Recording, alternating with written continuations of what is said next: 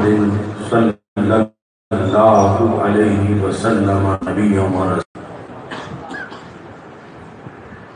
اللہ اکبر، اللہ اکبر، اللہ اکبر، لبیک لبیک لبیک یا رسول اللہ صلی اللہ علیہ وسلم۔ الحمدللہ رب العالمین، والصلاة والسلام على خاتم النبیین سید الاولین والآخرین وعلى آلہ واصحابہ اجمعین۔ اما بعد فاعوذ باللہ من الشیطان الرجیم۔ بسم اللہ الرحمن الرحیم۔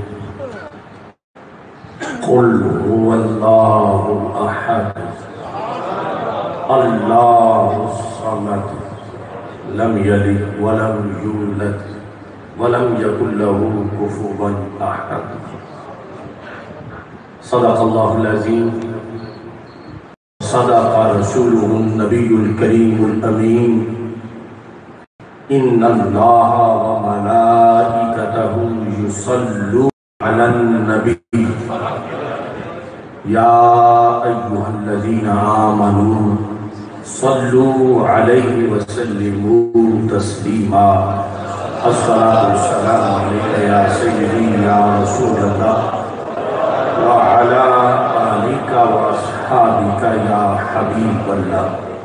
الصلاۃ والسلام علیک یا سیدی یا خاتم النبیین وعلی آلک واصحابک یا سیدی یا خاتم المعصومین۔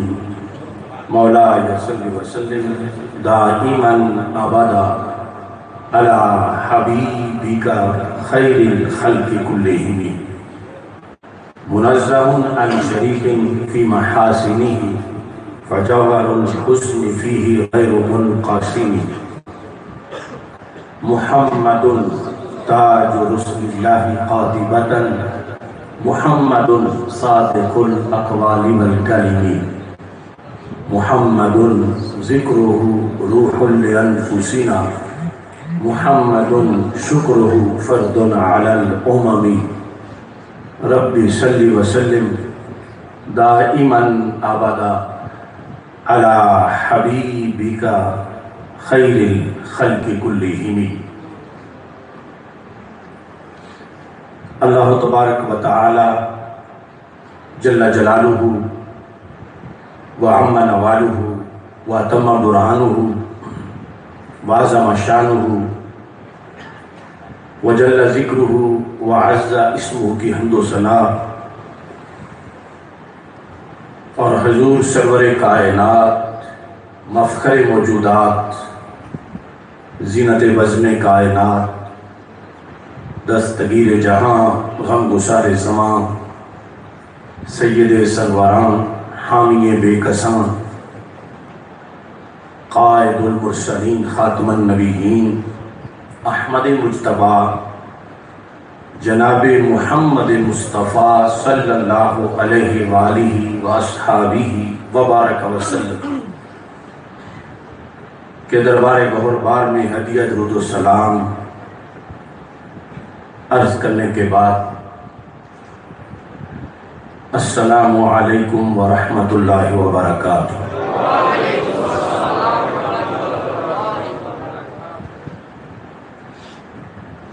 رب ذوالجلال کا کروڑوں بار شکر ہے کہ اس نے ہمیں ایک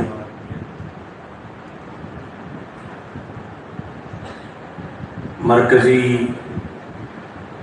جامع مسجد رضائے مجتبیٰ مرکز صراط مستقیم گوجرانوالا نازل ہے، اور رسول پاک صلی اللہ علیہ وسلم کی نگاہ عنایت ہے۔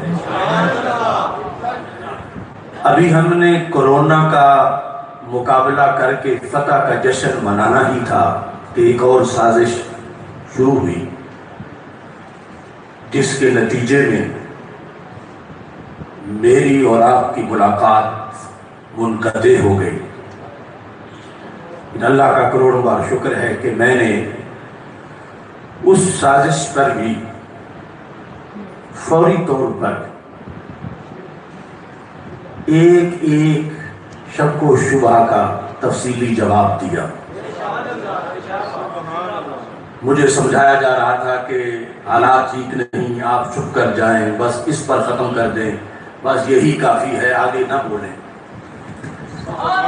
تو میرے ذہن میں یہ تھا کہ شاید آگے مجھے بولنے ہی نہ دیا جائے تو میں کم از کم جو آلودگی پھیلائی جا رہی ہے اس کا صفایا تو کروں۔ اللہ کا فضل ہے کہ میں نے گرفتاری سے پہلے 35 گھنٹے کی گفتگو لائیو اس موضوع پر کی کہ جو شرانگیزی اور فتنہ فساد بھپا کیا جا رہا تھا، اور اس دوران میں نے واضح طور پر وزیر اعظم کے نام اور چیف آف آرمی اسٹاف کے نام،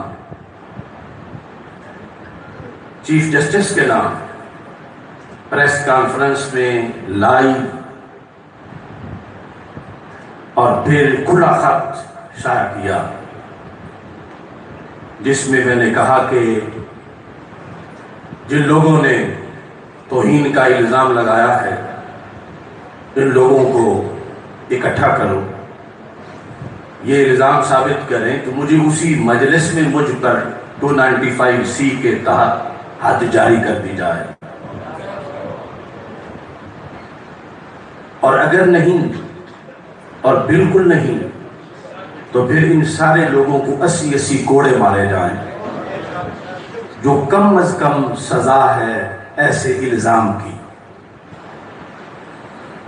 اور گرفتاری کے لحاظ سے میں ایک دن بھی اپنے مرکز سے غائب نہیں ہوا اور روزانہ لائیو بولتا رہا، اور انہیں کہا کہ آپ گرفتار کرنا چاہیں تو کوئی تکلف نہ کریں، مجھے فون کریں، میں خود آ جاؤں گا، کیونکہ اس سلسلہ میں جیل میں رہنا تو معمولی سی بات ہے۔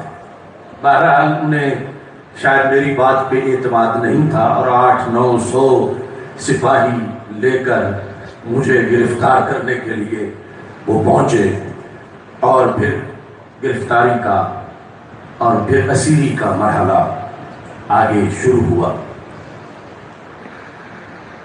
اللہ کا کروڑوں بار شکر ہے کہ رب ذوالجلال نے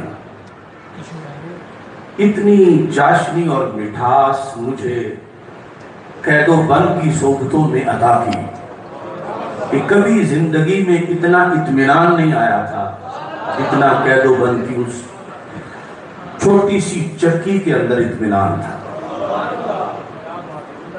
نہ تلاوت قرآن میں اتنا پہلے کبھی سرور آیا تھا، نہ قرآن کے اندر تدبر میں اتنے کبھی پردے کھلے تھے، نہ نماز کے اندر اس قدر کبھی چاشنی ملی تھی جو رب ذوالجلال نے مجھے اسیری کے دنوں کے اندر عطا فرمائی۔ حالانکہ وہ قید تنہائی تھی، اور اس طرح کی قید کہ جس میں بندہ یا تو پاگل ہو جاتا ہے یا اس کا حافظہ ختم ہو جاتا ہے۔ وہ اس طرح کی کوششیں تھیں کہ اگر یہ باہر نکلے بھی تو پھر بول نہ سکے، یا پہلے کی طرح یہ جو کتابیں دکھا دکھا کے باطل مٹاتا ہے اس کی یہ صلاحیتیں معاذ اللہ ختم ہو جاتی۔ لیکن اللہ کا فضل ہے کہ اس چکی میں جو ایک تنور کی طرح تھی، یعنی شدید گرمی میں پہلے 2 ہفتوں میں ہی میرے جسم کا سارا چمڑا جو ہے وہ جھلس چکا تھا، تقریباً 2-2.5 ہزار دانے میرے بدن پہ نکلے ہوئے تھے، اور جو صورتحال کھانے پینے کی تھی، شاید ایک نئی بیماری مجھے لاحق ہوئی، بڑی مہلک جو پہلے نہیں تھی، نہ جانے وہ کھانے کے کسی مسئلے کا نتیجہ تھا، یا بہرحال اللہ نے ان ساری سختیوں کے اندر اتنا سکون بخشا، اتنا اطمینان بخشا کہ جو کچھ موت کا پہلے تھوڑا بہت ڈر تھا وہ بھی نکل گیا، کیونکہ بالکل جو پھانسی گھاٹ کے ساتھ میری چکی تھی۔ تو جب بھی کبھی کوئی بات ہوتی تھی کہ آپ مان جائیں، آپ ہاتھ ہلکا رکھیں، آپ واپس ہو جائیں، آپ اپنا جو ہے وہ سوشل میڈیا استعمال نہ کریں باہر نکل کے، ہم سے غلطی ہوئی، ہم نے آپ کو جو ہے وہ ناجائز بند کیا، لیکن یہ ہے کہ اب ہم رہا کرنا چاہتے ہیں، آپ باہر نکل کے ذرا تھوڑا سا آپ ہاتھ ہلکا رکھیں۔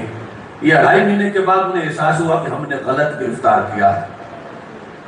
تو اللہ کا فضل ہے کہ ہم نے کہا کہ یہ جو تم مجھے مزید دھمکی بھی دیتے ہو اور غلطی بھی مانتے ہو اور کہتے ہو اگر نہیں کرو گے تو پھر یہ سختی ہوگی، پھر یہ ہوگی، تو میں نے بارہا انہیں کہا کہ یہ فورس شیڈول، یہ چھوٹی موٹی چیزیں کیا، میں تو دین حق کی سربلندی کے لیے موت کا پھندا چومنے کے لیے بھی تیار ہوں۔ یہ باقاعدہ میں نے ان کو لکھ کے دے دیا، میں نے کہا اگر میرے خون سے قیامت تک سنیت اور رافضیت کا فرق واضح ہو جائے، اور جو رافضیت اہل سنت میں سرایت کر رہی ہے اور جو بادی اعتقادی آ رہی ہے، اگر میرے خون سے فرق پڑ جائے تو اس سے اور قیمت کیا ہوگی میری بڑی جان۔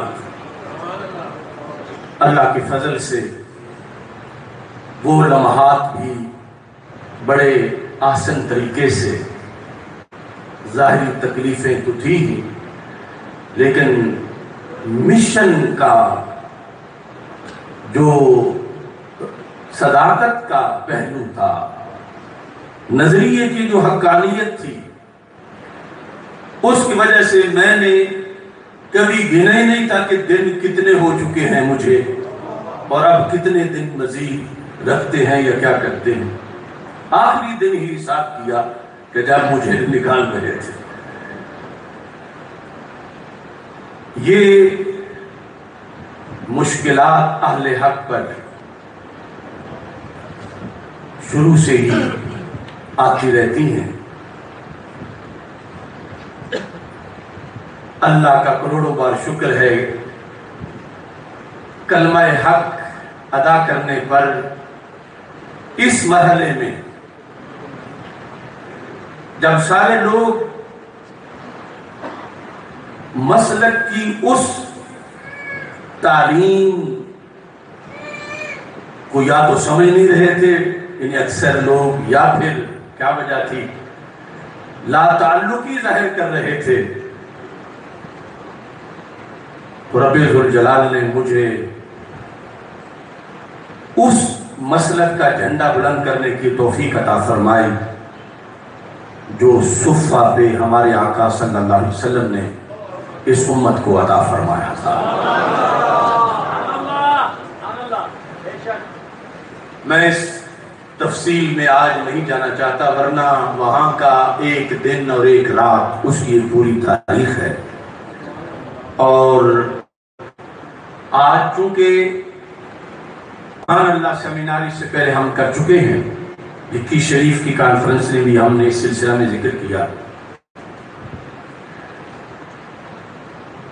اور اسی وجہ سے میں نے اگرچہ فورس شیڈول سب کچھ جو کچھ بھی تھا، میں نے کہا کہ مجھے ایک بار اللہ کی وحدانیت کے لیے، اللہ جو سبحان ہے، ہر عیب سے پاک ہے،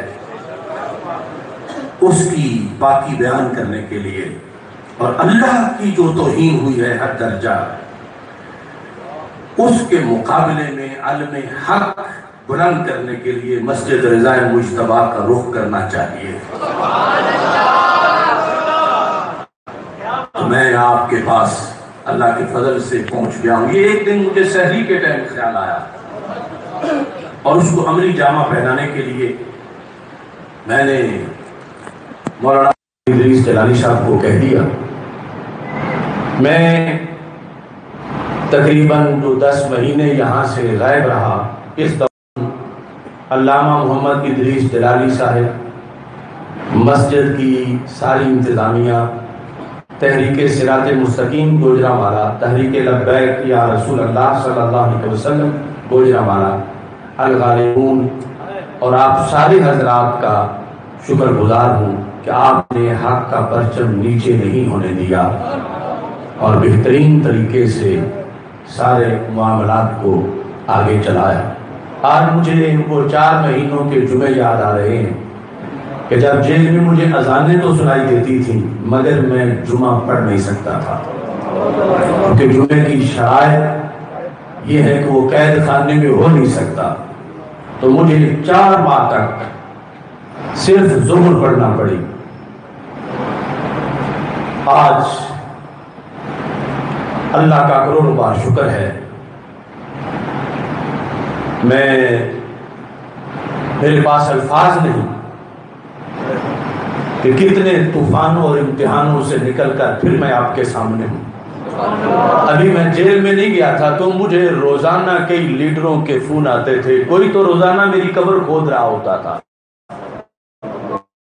کہ تمہیں گولی مار دی جائے گی، تمہیں اس طرح کر دیا جائے گا، تم نہیں بچ سکو گے۔ کوئی گھر جلانے کی دھمکیاں دے رہا تھا، کوئی کسی طرح کی باتیں کر رہا تھا، لیکن اللہ کا کروڑوں بار شکر ہے کہ میں اپنے زندہ نظریے کے ساتھ زندہ تمہارے سامنے موجود ہوں۔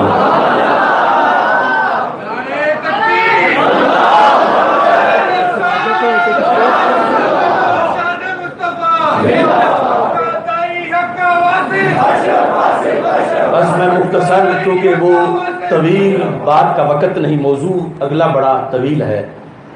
میں نے کیسے قید کاٹی سب بتا سکتا نہیں۔ یہ جب 2.5 ماہ کے تو میں نے یہ جیل میں لکھا، میں نے کیسے کاٹی سب بتا سکتا نہیں، جو بتانا لازمی ہے وہ چھپا سکتا نہیں۔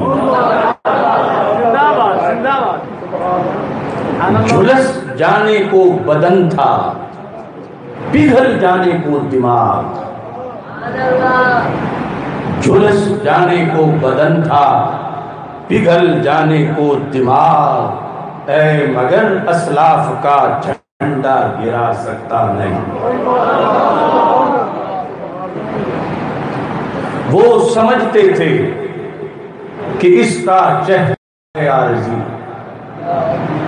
اب وہ ضمیر کا مرجع کتنے آستانے ہیں، نیم رافضی، کتنے روافض کے ڈھڑے ہیں اور کتنی حکومتیں ہیں مقابلے میں، کتنے ایوانوں میں میرے خلاف اسمبلیوں میں قراردادیں منظور کروا کے وہ جعلی پیر جو آج اللہ کی توہین پر تو سوئے ہوئے ہیں، سیدہ فاطمہ طیبہ طاہرہ رضی اللہ تعالیٰ عنہا کے رب کی توہین ہو گئی اور حد درجہ ہو گئی، اور وہ اپنی گدیوں سے اٹھے نہیں، اور سیدہ پاک رضی اللہ تعالیٰ عنہا کی توہین نہیں ہوئی تھی، صرف فرق بیان کیا گیا تھا کہ دوسرے ان کو نبوت کے درجے پہ مانتے ہیں اور ہم ان کو صالحہ، متقیہ، ذکیہ، نقیہ، تقیہ، عابدہ، صابرہ، شاکرہ، محدثہ، مفسرہ، ولیہ سب کچھ مانتے ہیں مگر ان کو نبیہ نہیں مانتے۔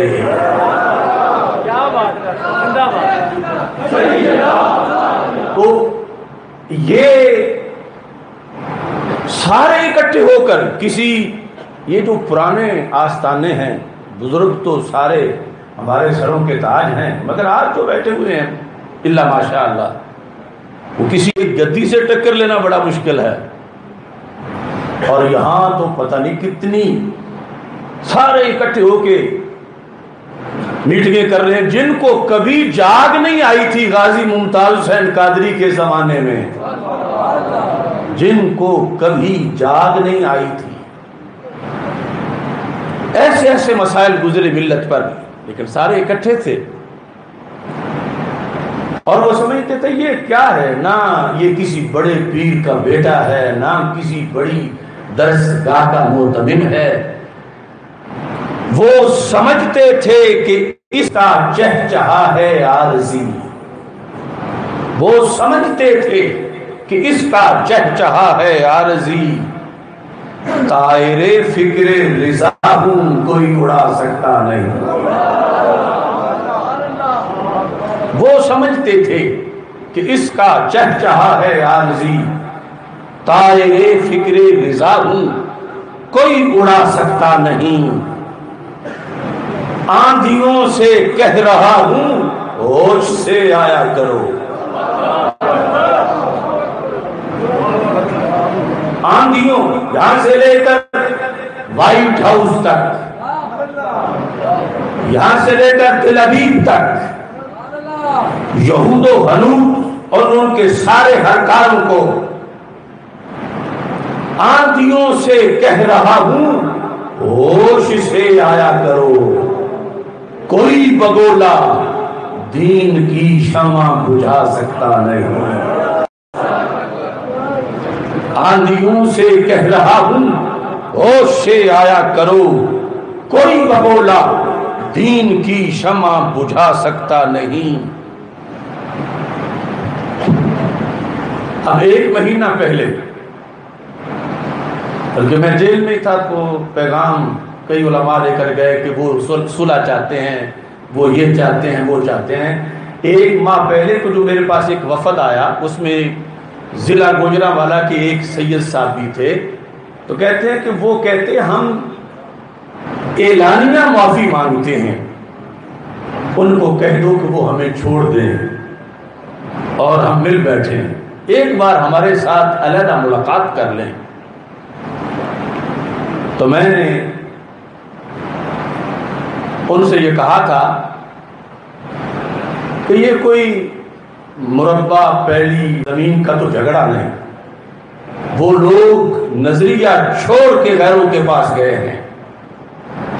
اگر وہاں جانے کی غلطی مان کر توبہ کر کے واپس آ کے اہل سنت کا پرچم تھام لیں تو پھر میں انہیں معاف کر دوں گا. اور اگر وہ مسئلہ وہی رہے تو پھر اس طرح میں ان کا دنیا میں نہیں آخرت میں بھی تعاقب کروں گا.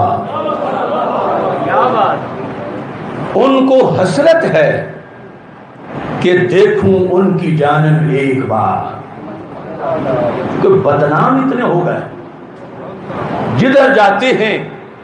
ابھی میری گرفتاری نہیں ہوئی تھی، میاں تنویر صاحب دیگر بہت سے مشائخ بیٹھے تھے میرے پاس. میں نے کہا ایک وقت آئے گا انشاءاللہ. یہ سجاد صاحب بھی اس بات کے گواہ ہیں، یہ بھی حوالہ دے رہے تھے. میں نے کہا ایک وقت آئے گا ان پیروں میں سے، ان مولویوں میں سے جس کو میں سنی قرار دوں گا دنیا اسے سنی مانے گی. میرے دستخط کے بغیر انہیں سنی کوئی نہیں مانے گا. اور وہ وقت جلدی آ گیا. ان کو حسرت ہے کہ دیکھوں ان کی جانب ایک بار، مگر میں خوشامد کے چلن میں مسکرا سکتا نہیں.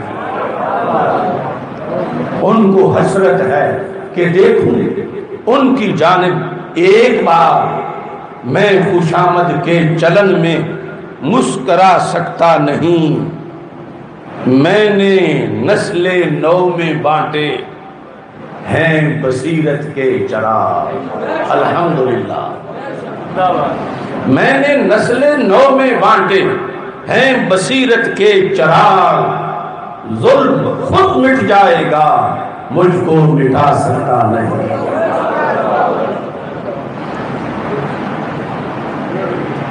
ایک شعر آج کے دن کے لیے بھی لکھا تھا.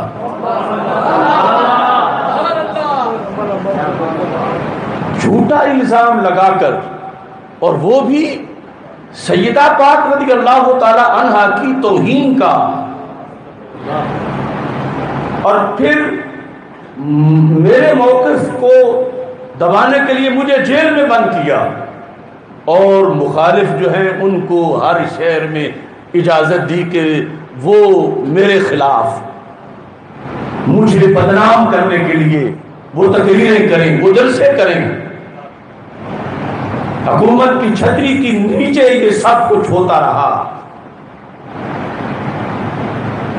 اب یہ تو اللہ کا فضل ہے کہ ان کے کہنے پر مجھے کسی نے چور نہیں مانا، ورنہ آج زمانہ تو ایسا ہے کہ اگر کوئی حاجی صاحب سحر کے ٹائم گھر سے اٹھے تہجد کے لیے مسجد آنے کے لیے،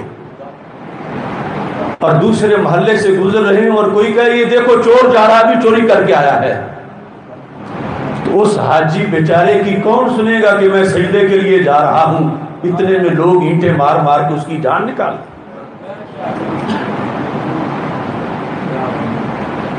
اتنا زہریلا پراپیگنڈا چینلوں پر، جلسوں میں۔ اگر ہر بندہ تو مجھے جانتا نہیں، ہر بندہ تو میرا واقف نہیں، ہر بندے کو تو پتہ نہیں کہ سیدہ زہرا رضی اللہ تعالی عنہا کے مزار مقدس کے لیے سعودی حکومت سے ٹکر میں نے دی۔ جب وہ ولی عہد یہاں آیا، عربی انگلش میں خط میں نے لکھا، اس کو کھلا خط، اور اس کے نتیجے میں مدینہ ایئرپورٹ پر مجھے روکا گیا۔ ہر بندے کو پتہ نہیں کہ میں عصمت اہل بیت رضی اللہ تعالی عنہم کا جھنڈا کس قدر بلند کرنے والا ہوں۔ انہوں نے سب کچھ کیا، اور حکومت نے ان کو چھٹی دی۔ نیشنل ایکشن پلان کے ہوتے ہوئے نارووال کے اندر علن اعلان تکفیر کے فتوے کی اجازت کیوں دی گئی؟ کہاں تھے ادارے سوئے ہوئے؟ آج مجھ پہ فورس شیڈول کی باتیں کرتے ہیں۔ ان کو چھٹی ہے کہ پورے ملک میں جلسے کریں، ان کو چھٹی ہے کہ پورے ملک میں جلسے کریں، کیوں رضائے مجتبی میں پڑھا سکتا نہیں؟ ان کو چھٹی ہے کہ سارے ملک میں جلسے کریں، کیوں رضائے مجتبی میں پڑھا سکتا نہیں؟ میں نے کیسے قید کاٹی سب بتا سکتا نہیں، جو بتانا لازمی ہے وہ چھپا سکتا نہیں۔ جو وہاں پر مکالمہ میرے ساتھ افسران کا ہوتا رہا، کچھ تو لیکچر لینے آ جاتے تھے 3-3 گھنٹے۔ ویسے میں کہتا تھا قیدیوں کی کوئی کلاس مجھے دے دو، مجھے رہا نہ کرو۔ میں نے باقاعدہ لکھ کر دیا کہ میں رہائی نہیں چاہتا، مجھے قیدیوں کی ایک کلاس دے دو۔ میں نے یہ بھی کہا کہ مجھے کورٹ میں پیش کرو، میں جج سے چند باتیں تو کر لوں، لیکن پہلے دن بھی مجھے گاڑی سے باہر نہیں انہوں نے نکالا۔ قید کے دوران میں نے ان کو کہا کہ اگر میرا مطالبہ ان لوگوں کو 80 کوڑے مارنے کا پورا نہیں کیا جاتا تو مجھے رہائی منظور نہیں، اور اگر تم مجھ پہ دباؤ ڈالتے ہو کہ میں تمہیں لکھ کے کچھ دوں تو وہ تو بھول جاؤ، تم رہا کرو گے یوں تو میں لکھپت جیل کے دروازے پر دھرنا دوں گا کہ میں رہائی نہیں چاہتا۔ میرا حق ہے۔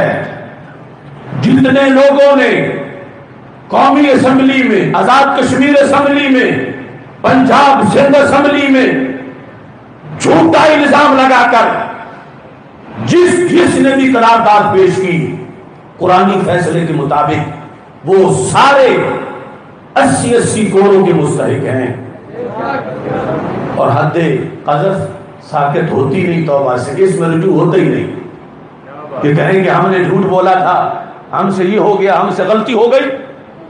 آج بھی رضائے مجتبی کے پلیٹ فارم سے گوجرانوالا کے مسلمانوں کو گواہ بنا کر میں حکومت وقت سے مطالبہ کر رہا ہوں کہ یہ سارے کیڑے مکوڑے یا جس کو مناظرے کا شوق لگا ہوا تھا، جب میں جیل میں بند تھا اور عدالتوں میں مناظرے کی بات کرتے تھے، میرا چیلنج ہے شرق سے غرب تک آؤ سپریم کورٹ میں گستاخی ثابت کرو تو میرا سر اترواؤ، ورنہ سارے اسی اسی کو کھاؤ۔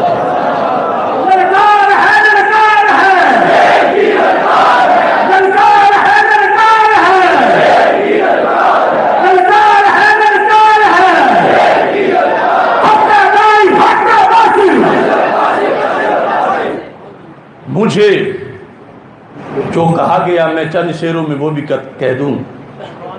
کہتے ہیں نہ تو آزاد ہوگا نہ یہ کھلیں گے تالے، 12 تالے جو رات کو مجھ پہ پہرا دیتے تھے وہ بھی تالوں کے اندر بند ہوتے تھے، نہ ان کے پاس خون ہوتا تھا نہ وہ باہر نکل سکتے تھے۔ نہ تو آزاد ہوگا نہ یہ کھلیں گے تالے۔ جرم میرا کیا ہے؟ کہتے ہیں تم ہو ظلمتوں کے دشمن، تم ہو بانٹتے اجالے۔ یہ میرا جرم بتا رہے تھے۔ نہ تو آزاد ہوگا نہ یہ کھلیں گے تالے، تم ہو ظلمتوں کے دشمن، تم ہو بانٹتے اجالے۔ تمہیں روز و شب میں نے تمہیں روز و شب میں دیکھا ہے بار بار ہم نے، تم جگا رہے ہو امت کچھ دکھا دکھا حوالے۔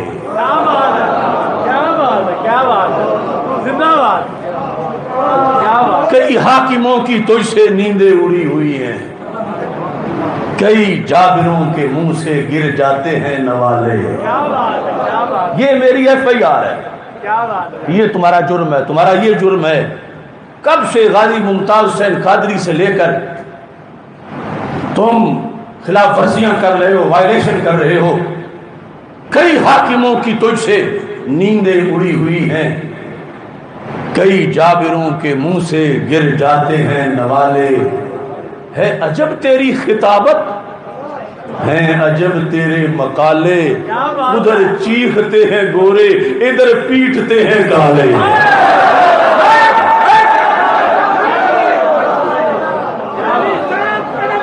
ہے عجب تیری خطابت، ہے عجب تیری خطابت، کہ ادھر جو وحدت ادیان کا ایجنڈا ہے، امریکہ کا نیو ورلڈ آرڈر ہے، اور ادھر گلی محلے کے اندر تم ہر کسی کے مقابلے میں نکلتے ہو۔ کیونکہ کچھ لوگ فرانس کے گستاخوں کے خلاف تو بول لیتے ہیں، مگر اگر ملک میں کوئی اللہ کی توہین کرے تو چپ کر جاتے ہیں۔ کچھ لوگ برطانیہ کے خاکے بنانے والوں کے خلاف تو بول لیتے ہیں، لیکن پاکستان میں اگر کوئی حضرت صدیق اکبر رضی اللہ تعالی عنہ کو معاذ اللہ کافر کہے تو ان کی زبانیں گنگ ہو جاتی ہیں۔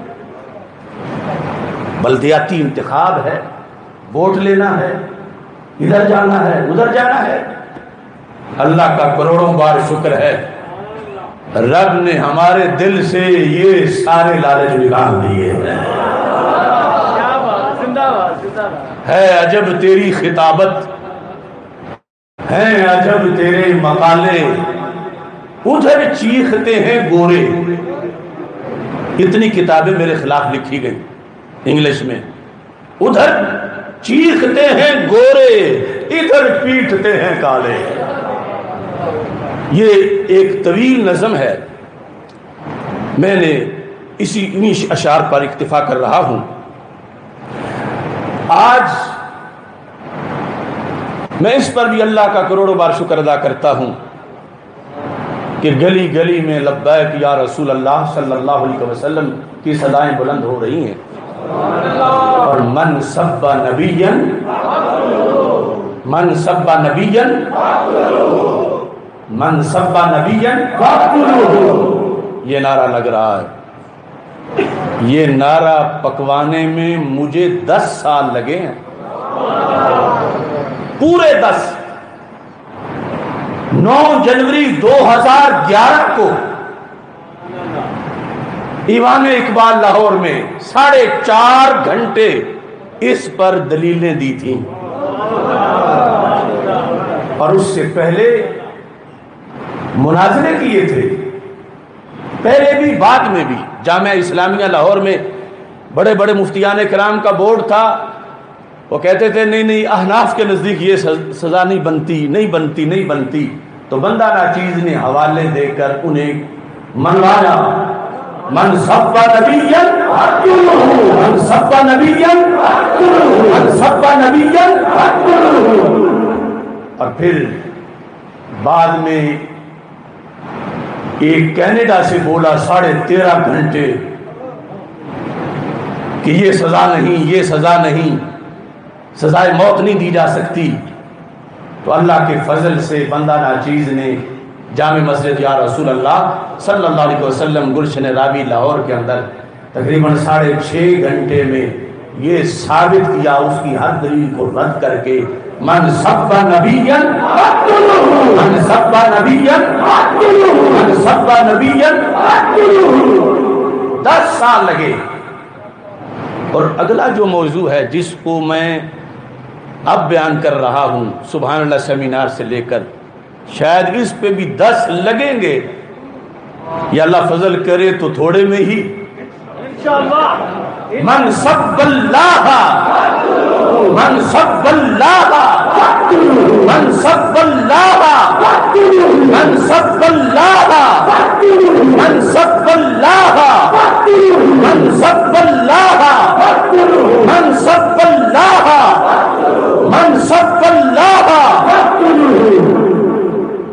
اب اس کے بھی دلائل کی ضرورت ہے، اور اس دلائل کے لحاظ سے 2 گھنٹے کی گفتگو سبحان اللہ سیمینار کے اندر ہم کر چکے ہیں.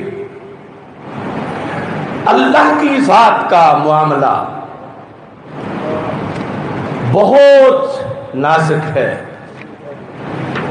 اور یہاں یہ امر ذلیل ایک نہیں، ایسے گلی گلی پھر رہے ہیں ہر کارے، بہریے، ملحد، بے دین. اس پاکستان کی یونیورسٹیوں کے اندر، تعلیمی اداروں میں مختلف جگہ انہوں نے بیٹھکیں بنائی ہوئی ہیں، اور بیٹھ کے دین کے خلاف، قرآن کے خلاف، اللہ اور اللہ کے رسول صلی اللہ علیہ وسلم کے خلاف بھونکنا ان لوگوں کا کام ہے. اس کی وہ وائرل ہوئی اور ہمیں پتہ چلا، ورنہ اتنا کفریات کا کاروبار کیا جا رہا ہے. رب ذوالجلال کی عظمت کے لحاظ سے اب وہ کہتا ہے یہ میرا اور میرے اللہ کا معاملہ ہے، تم کون ہوتے ہو؟ کوئی کہتا ہے اتنے میں کیا ہو جاتا ہے، میں وہ اس کے بکواس دہرانا نہیں چاہتا، لیکن یہ بتانا چاہتا ہوں نصاب الاحتساب کے اندر یہ بادشاہوں کے لیے لکھی گئی تھی، اسلامی دنیا کے بادشاہوں کے لیے. اور آج بھی ہم بادشاہوں سے یہ کہہ رہے ہیں کہ اگلا کام کہ اس سے زمین کو پاک کرو قبل اس کے کوئی غازی نکلے. نصاب الاحتساب اس کتاب کے اندر یہ لکھا ہے 381 صفحے پر. ایک تو ہے نا شراب پینا، ایک ہے شراب پکڑنا. یہ فتاوی شامی کے اندر انہوں نے یہ لکھا، فتاوی شامی کے مقدمہ میں کہتے ہیں کہ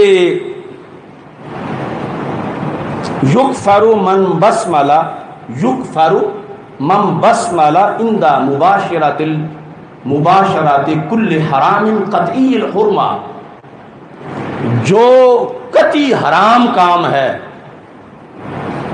اس کو کرنے سے پہلے اگر کوئی بسم اللہ پڑھے تو کافر ہو جائے گا. کہ حرام کام سے پہلے اس نے اللہ کا نام کیوں لیا؟ اس نے اللہ کے اعزاز کو سامنے نہیں رکھا، اللہ کی شان کو اس نے سامنے نہیں رکھا.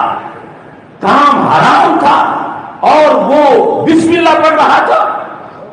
اس نے توحید کی رب ذوالجلال کے نام کی، لہذا دائرہ اسلام سے خارج ہوا.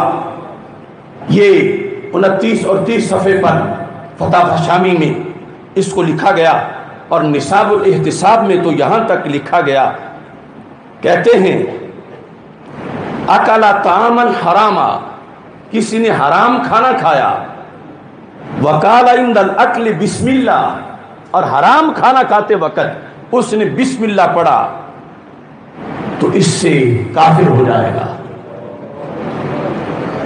او قال عند اخذ الخمر بسم اللہ، یا شراب پینا تو درکنار، شراب پکڑتے وقت اس نے بسم اللہ پڑھا تو یہ بھی کلمہ کفر اس کی زبان سے نکلا.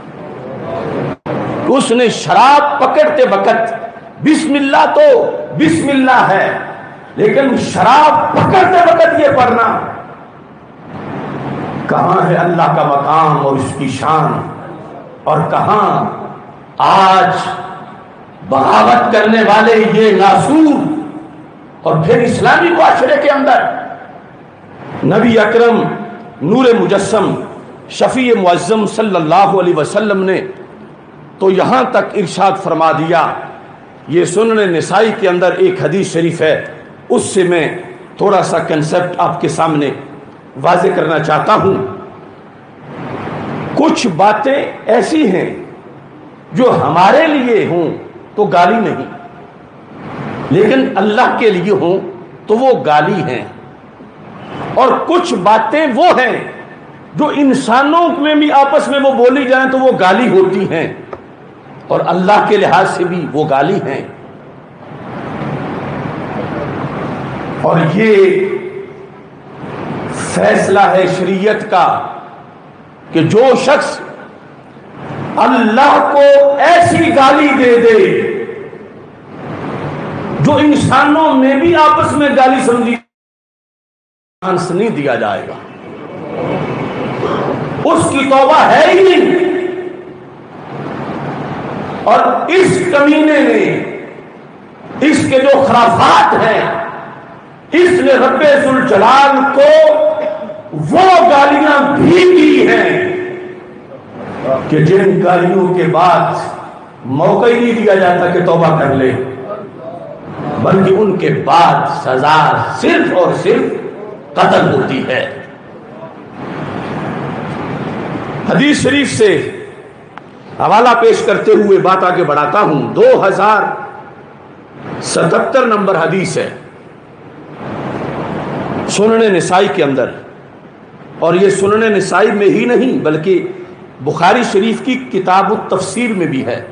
بخاری شریف کے اندر یہ حدیث سے صحیح ہے، بہقی کی اسماء و صفات کے اندر بھی ہے، اور ہے حدیث قدسی.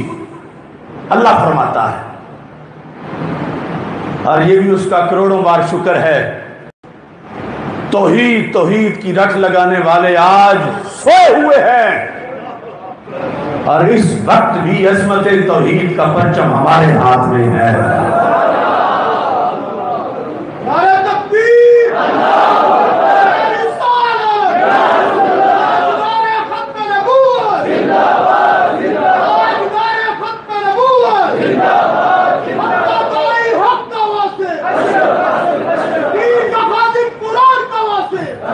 حدیث قدسی اللہ تعالیٰ فرماتا ہے، شاتمانی ابن آدم.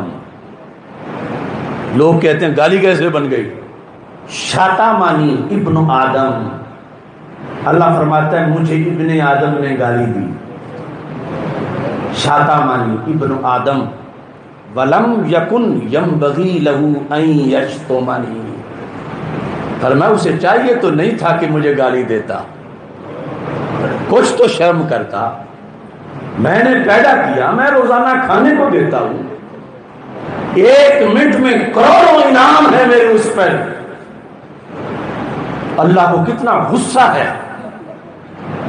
شتمنی ابن آدم، آدم کے بیٹے نے، انسان نے مجھے گالی دی۔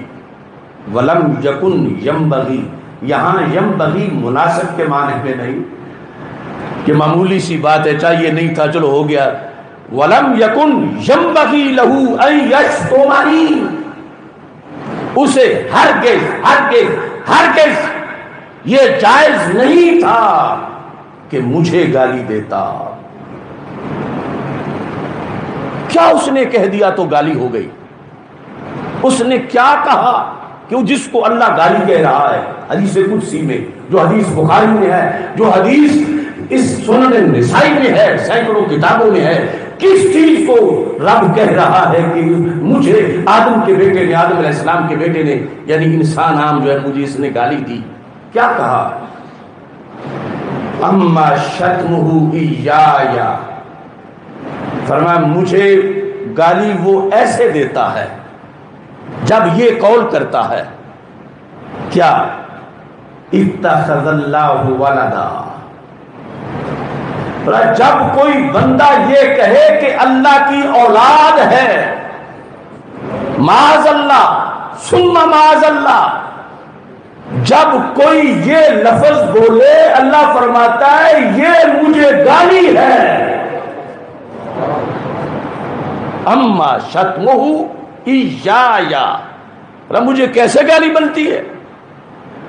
فقولہ اتخذ اللہ ولدا، کہ جب کوئی بندہ یہ کہے کہ رب کی اولاد ہے، جس طرح کے مشرکین مکہ کہتے تھے فرشتے اللہ کی بیٹیاں ہیں معاذ اللہ، اور دوسرے کرسچن حضرت عیسیٰ علیہ السلام کے بارے میں کہہ رہے ہیں، یہ کوئی معمولی بات نہیں۔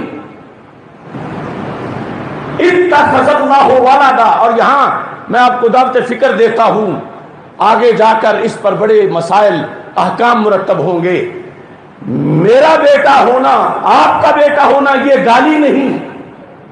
کوئی کہے کہ زید کا بیٹا ہے، عمر کا بیٹا ہے، ہم خود بھی کسی کے بیٹے ہیں، آگے ہم میں سے اکثر کے بیٹے ہیں، اولاد ہے، انسان کے لحاظ سے یہ گالی نہیں، رحمان کے لحاظ سے یہ بھی گالی ہے۔ سوچو تو صحیح، ہمارے لحاظ سے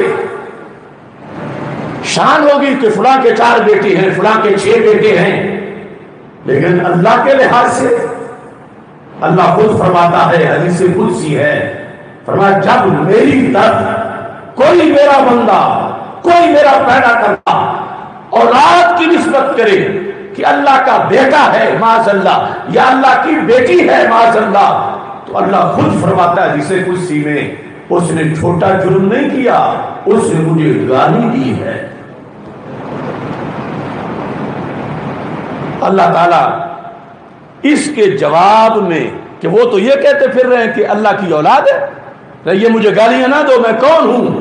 فرمایا انا اللہ الاحد۔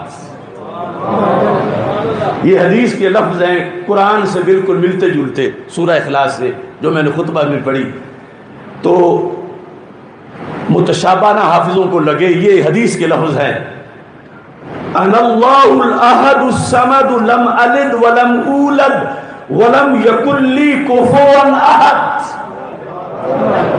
وہ قرآن ہے جو خطبہ میں پڑھا، یہ حدیث قدسی ہے، کیونکہ اس میں رب ذوالجلال متکلم کے سیغے سے بات کر رہا ہے، وہاں ہوا سے ہے، قل هو اللہ احد، وہ اللہ ہے، وہ ایک ہے، یہاں اللہ فرماتا ہے میں اللہ ہوں، میں ایک ہوں۔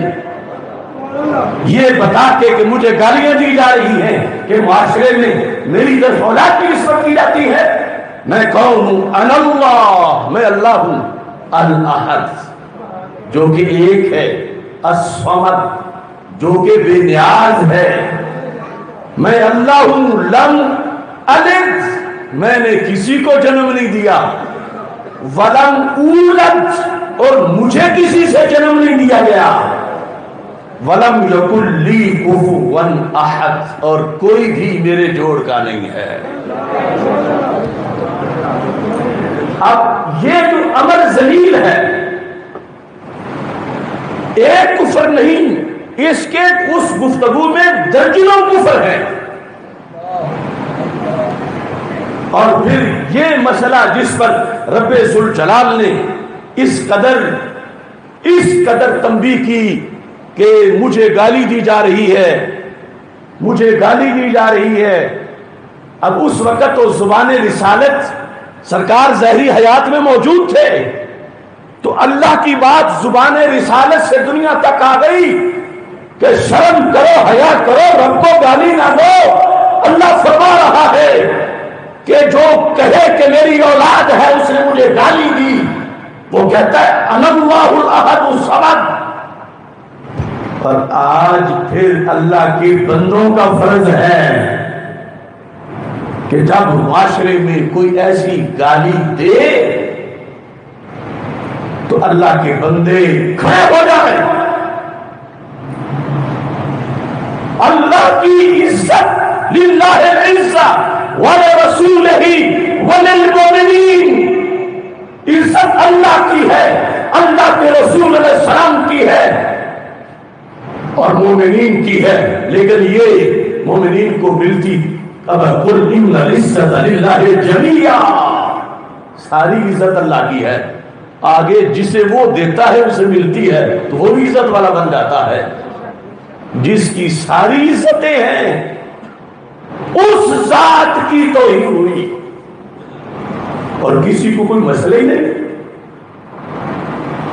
کیا تماشا ہے کہ جس کے ہاتھ میں میزان ہے وہ منافع گن رہا ہے، تولتا کچھ بھی نہیں۔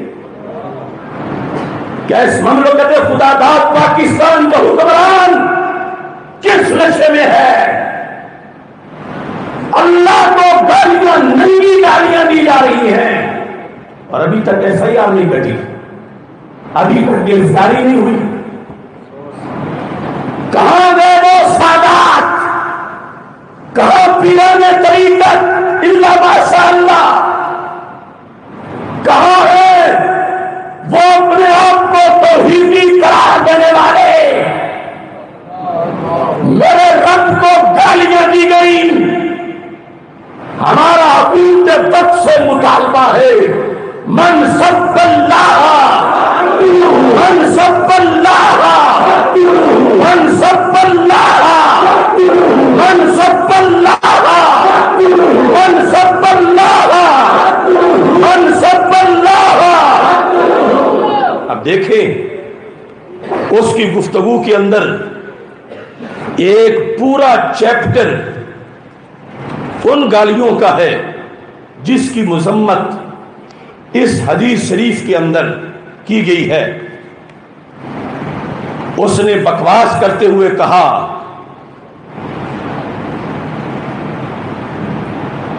نقل کفر کفر نباشد، کہتا ہے خدا تو بہت بد نصیب ہے۔ یہ ہے وہ دوسری قسم کی گالی کی جس میں گالی کے بعد توبہ بھی نہیں، کیونکہ بد نصیب کسی بندے کو کہا جائے، یہ کہا جائے کہ تیرا بیٹا ہے، یہ گالی نہیں بندے کے لیے، یہ کہا جائے کہ تو بد نصیب ہے، یہ بندے کے لیے بھی گالی ہے۔ تو وہ کمینہ ملعون اللہ کو کہتا ہے، اس زمانے کا ابو جہل اور انسانی شکل میں شیطان کہتا ہے میں نے کہا معاذ اللہ خدا تو بہت بد نصیب ہے، تجھے کسی ماں نے جنم ہی نہیں دیا، اس لیے تجھے پتا ہی نہیں کہ ماں اور اس کی ممتا کیا ہوتی ہے، معاذ اللہ۔ اب وہ کہتا ہے انا اللہ الاحد الصمد لم الد، حدیث قدسی میں، قرآن میں لم یلد ولم یولد، اور یہ رب ذوالجلال کو اس شان کی وجہ سے تانا دے رہا ہے کہ تو کیوں لم یلد ہے، اور پھر ساتھ یہ بکتا ہے کہ سب کے جوڑے ہیں، لیکن اللہ نے اپنے لیے مؤنث کو پیدا نہیں کیا۔ یہ ہے کہ مؤنث اور پھر ولد، صرف ولد کا قول گالی ہے، قرآن کہتا ہے، اور اس کے لیے مؤنث کا تقاضا یہ کروڑوں گالیوں پر مشتمل ہے۔ اللہ فرماتا ہے فَلَمْ تَكُنْ لَهُ صَاحِبَةٌ، اس کی بیوی ہو کون سکتی ہے؟ قرآن میں وہ کہتا ہے، کیوں؟ فرمایا اللہ الصمد، اس کے جوڑ کا ہے ہی کوئی نہیں۔ شاید ابو جہل نے بھی ایسی توہین نہ کی ہو جیسی توہین اس پاکستان کے اندر آج اس انداز میں کی جا رہی ہے، اور کوئی اس سلسلے میں کتنے دنوں سے ہم تڑپ رہے ہیں۔ جھوٹے مقدمات درج کرنے والوں کہاں مر گئے ہو؟ کیوں FIR درج نہیں ہوئی؟ ایک تو آپ سے میرا تقاضا ہے کہ کل ہی تھانے میں جا کر درخواست دیں، گوجرانوالہ کے اللہ کے بندوں کی طرف سے یہ زمین اللہ کے بندوں سے بھری ہوئی ہے، اللہ کے دشمنوں کو بتاؤ ہم اللہ کے بندے ہیں۔ یا عباد اللہ،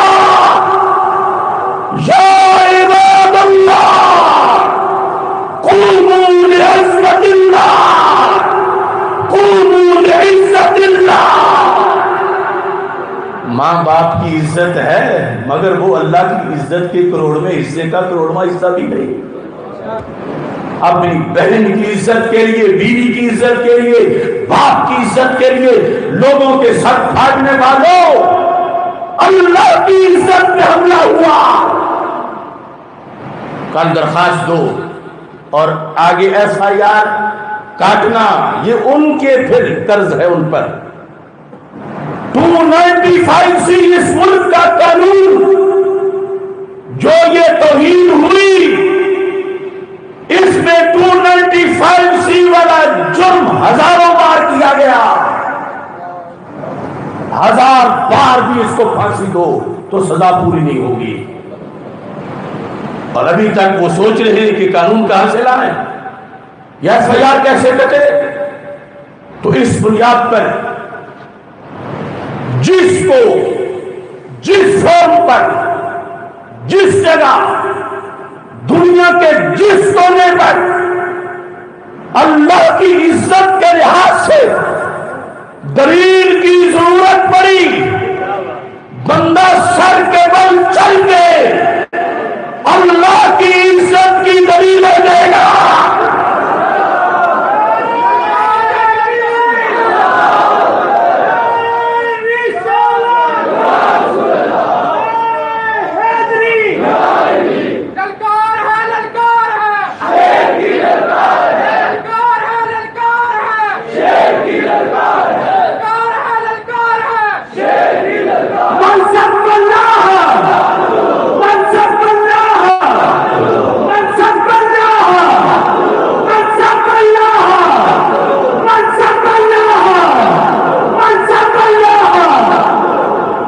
اللہ الصمد کانفرنس کی ابھی صرف تمہید ہے، انشاءاللہ اس پر ہم بہت سی کانفرنسیں کریں گے، اور جس لحاظ سے جس تحریک کو، جس ملحد کو، جس بے دین کو، جس فلسفر کو جتنا بھی گھمنڈ ہو، جیسے یہ گدھا بکواس کر رہا تھا کہ میں نے اللہ سے پوچھا تو وہ دائیں بائیں دیکھنے لگا، اس نے جواب ہی نہیں دیا۔ او کھوتے پہلے اللہ کے بندوں سے تو بات کر۔ میں دنیا بھر کے دہریوں، ملحدوں کو چیلنج کر رہا ہوں، میں اللہ کے بندوں میں ایک کمزور سا بندہ ہوں، مگر مگر مجھے اللہ کے فضل پر یقین ہے میں 2 منٹ میں بڑے سے بڑے ملک کو الٹا کر کے رکھ دوں گا انشاءاللہ۔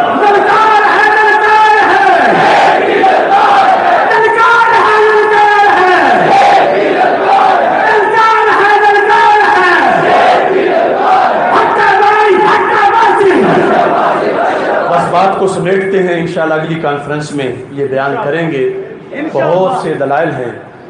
ایک تو آج جو میں نے جیل سے فتویٰ صادر کیا تھا، تاریخی فتویٰ، جب مجھے یہ پتہ چلا فرانس کی حکومتی سطح پر جسارت کا اس نے توہین کی ہے، تو جیل سے یہ فتویٰ میں نے اس وقت دیا جو اخبارات میں بھی چھپا، اور اس فتوے میں یہ لکھا کہ سفیر نکالنا، اقتصادی بائیکاٹ کرنا یہ ضروری ہے، مگر یہ اس جرم کی سزا نہیں، یہ بھی کرو، مگر جس ملک نے سرکاری سطح پر توہین رسالت کی ہے، پوری مسلم دنیا اس ملک کو وارننگ دے کہ یہ صدر ملعون ہمارے سپرد کیا جائے، اور اقوام متحدہ سے بھی مطالبہ کیا جائے، اور اگر وہ مطالبہ نہیں کرتے، پورا نہیں کرتے، اس ملعون کو مسلمانوں کے سپرد نہیں کرتے کہ مسلمان اس کو قتل کریں، تو پھر تمام مسلم ممالک پر فرانس پر حملہ کرنا فرض ہو چکا ہے۔ یہ فتویٰ کل بھی میرا تھا، رہائی کے بعد کی پہلی تقریر میں بھی تھا، آج بھی میرا ہے، آخری سانس تک بھی رہے گا۔ من سب نبیًا، من سب نبیًا، من سب نبیًا، من سب نبیًا، من سب نبیًا۔ آج انڈیا میں بریلی شریف کے اندر قائد ملت حضور تاج الشریعہ قدس العزیز کے لخت جگر حضرت شاہ اسجد رضا خان بریلوی زیدہ شرفوں کی طرف سے بھارت میں جو توہین رسالت ہوئی اس کے خلاف آج بہت بڑا احتجاج ہو رہا ہے بریلی شریف اور دیگر شہروں میں، تو ہم بھی ان کی صدا کے ساتھ اپنی صدا ملاتے ہوئے اس انڈیا کی حکومت سے بھی مطالبہ کرتے ہیں، من سب نبیًا، من سب نبیًا، من سب نبیًا، من سب نبیًا۔ اللہ تعالیٰ آخری سانس تک ہمیں دین مدین پہ پہرا دینے کی توفیق دے۔ ایک نہایت اہم اعلان سن لیں، انشاءاللہ اگلا جمعہ جو کہ رمضان المبارک میں ہوگا 16 اپریل کو جمعہ کے دن لاہور مرکز صراط مستقیم میں انشاءاللہ تاریخی خاتون جنت کانفرنس کا انعقاد کیا جائے گا۔ حضرت سیدہ طیبہ طاہرہ فاطمہ الزہرا رضی اللہ تعالی عنہا و سلام اللہ علیہا آپ کی شان اقدس کو بیان کرنے کے لیے انشاءاللہ 16 اپریل کو دن 1 بجے تاریخی خاتون جنت کانفرنس کا انعقاد ہوگا۔ اللہ سب کو عمل کی توفیق عطا فرمائے۔ وآخر دعوانا ان الحمد للہ رب العالمین۔